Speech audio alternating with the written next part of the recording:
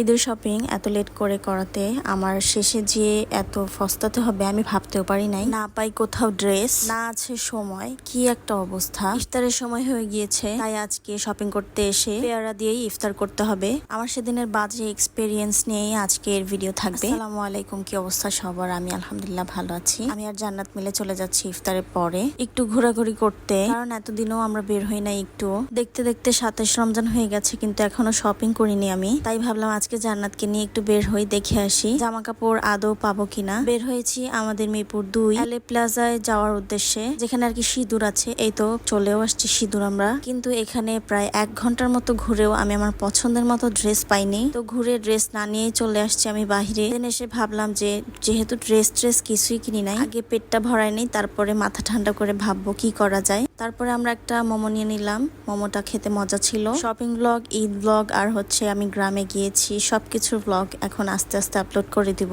আমি জানি আমি হয়তো সবার থেকে লেট, যাই হোক ব্যাপার না। আমার পছন্দের মানুষরা আমার ভিডিও দেখবে আমি জানি, যতই লেট হোক। সেদিন রাতে তো আর কিছুই কেনা হলো না। পরের দিন চলে গিয়েছি এফএস স্কয়ারে, জান্নাতের ড্রেস কেনার উদ্দেশ্যে আসছি। জান্নাত একটা ড্রেস দেখেছে অনলাইনে, সেটা অর্ডার করলে ঈদের আগে আদৌ পাবো কিনা সেটা সন্দেহ ছিল, যার কারণে আমরা ডিরেক্ট চলে আসছি শপে। দেন এসেও দেখলাম ওই ড্রেস অ্যাভেলেবেল নেই। তো ওই ড্রেসটা জান্নাত পছন্দ করেছে, দেখেছেন হয়তো সবাই জান্নাতকে ওই ড্রেসটা পরতে। এরপরে আমি ভাবলাম আমিও একটা ড্রেস পছন্দ করি। দেন অনেক ঘুরে পেলাম না, আবারও চলে আসছি স্টাইল মার্ক ব্র্যান্ডে। ওখান থেকে আমি নিয়ে নিলাম আমার মেইন ঈদের ড্রেসটা। দুপুরে বাসায় চলে গিয়ে আমি আবারও বের হয়েছি সন্ধ্যার দিকে, মানে ইফতারের একটু আগে বের হয়েছিলাম। দেন পেয়ারা খেলাম, আখের রস খেলাম। তো কোথাও জায়গা পাবো না গিয়ে, তাই আমরা আর যাইনি। ইফতারের পরে আমরা তেহারি ঘর থেকে কাচ্চি খেলাম। দেন চলে আসছি আমরা ট্যানারির মোড়ে। এখানে ছেলেদের অনেক সুন্দর সুন্দর জুতোর কালেকশন আছে।